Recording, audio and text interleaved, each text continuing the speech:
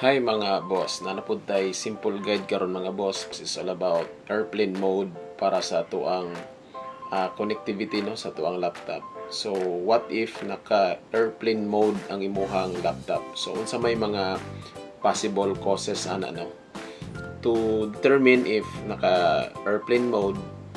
So makita dayon na nato siya diri sa iyang sa icon diri.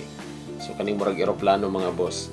So kana siya naka-indicate nga naka-airplane mode ka, so ibig sabihin wala kay internet. So dili ka pwede maka-connect sa wifi or something ana. Mura po pareha sa cellphone mga boss. Nga kung naka-airplane mode ta, dili pud ta naka-disable pud ang wifi nato. So to activate no. So to deactivate ang atuang airplane mode, so i-click lang pud nato na siya diri. So, itanawon sa nato ato ang wifi mga boss. So, i-click na to. So, naka-off good siya, no? So, naka-cause ani is ang airplane mode.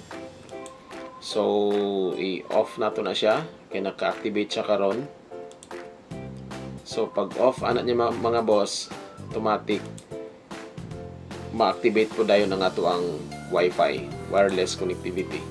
So, basin ma-accidentally ninyo o pislit ni siya, so naalang gyapon na siya indicator diri nga naka airplane mode.